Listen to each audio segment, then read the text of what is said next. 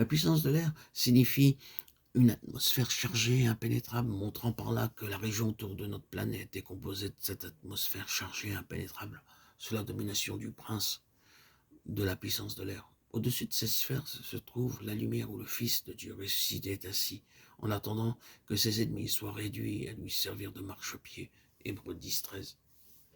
Quand vous priez, oh, si tu ouvrais les cieux et si tu descendais, Ésaïe 64, 1, vous priez Dieu de descendre à travers cette atmosphère chargée et impénétrable. Et par votre prière, vous lui frayez un chemin. Il a besoin d'un lieu ici-bas. Il peut ouvrir les cieux, il peut déchirer cet air épais et opaque en réponse à nos prières et descendre en puissance merveilleuse parmi son peuple. Quand notre esprit descend dans ce brouillard, nous pouvons reconnaître que nous avons été attirés sur le terrain de l'ennemi. Quand notre esprit est en communion ininterrompue avec Christ, nous savons ce qu'il nous demande de faire. Le Saint-Esprit demeure dans notre esprit. Si nous vivons dans un calme profond avec lui, nous arrivons à discerner les mouvements les plus doux de cet esprit. Quand nous n'avons pas été guidés dans notre esprit et que nous avons agi par nous-mêmes, tout a mal été. Quel enfant nous avons été, que Dieu a été bon de servir de nous. Il n'est pas étonnant que les puissances des ténèbres aient pu profiter de notre ignorance.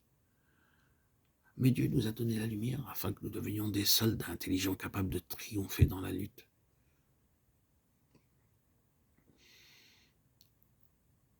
Étudions brièvement la seule portion agressive de ce passage de l'Épître aux Éphésiens, au 18e verset.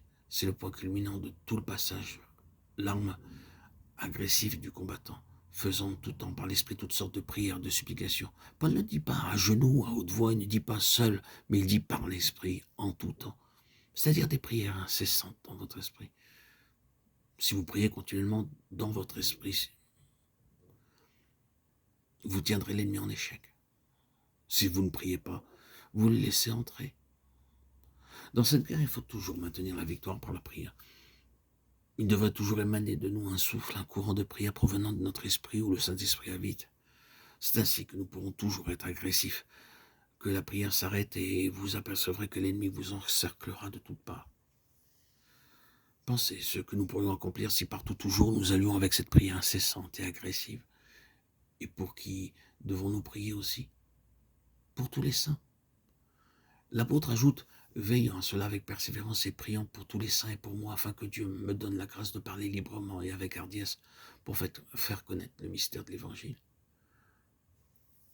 Mais Paul, je croyais que tu avais reçu le baptême du Saint-Esprit, tu n'as pas besoin de nos prières pour que ta bouche s'ouvre hardiment. Mes amis, mes frères, mes sœurs, Paul savait ce qui en était de cette guerre. Aucun homme ne peut prêcher l'Évangile si le diable peut l'arrêter. Et cependant, vous avez laissé cet homme parler en chair, sans l'aider par vos prières. Vous avez laissé l'ennemi le tromper, l'induire à prêcher un évangile qui n'est pas l'évangile. Vous avez blâmé l'homme et vous n'avez pas compris que la puissance qui l'a aveuglé et qui l'a détourné du vrai chemin était dans les airs. Il ne connaissait sans doute pas suffisamment la puissance de Dieu pour pouvoir résister à ces forces de l'air. Et le diable a attaqué son intelligence et y a mis toutes sortes d'idées que dans son cœur il ne dira jamais. S'il se rendait compte de ce qu'il disait,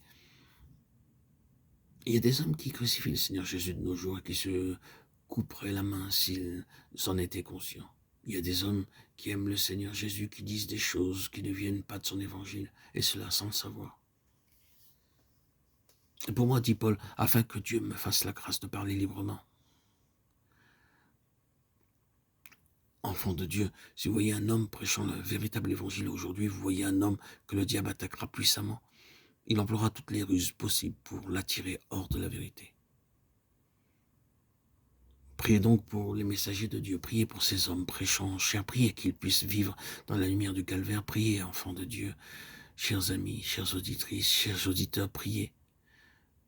Mais priez cette prière de victoire, cette prière de puissance, cette prière qui reçoit ce qu'elle demande. Priez cette prière qu'il est le diable et qui peut délivrer les âmes.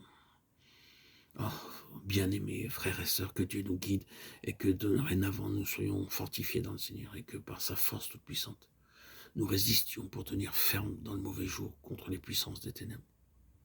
qui conteste chaque pas en avant de l'Église, afin que le corps de Christ arrive à cette position de victoire dans son Seigneur, glorifié.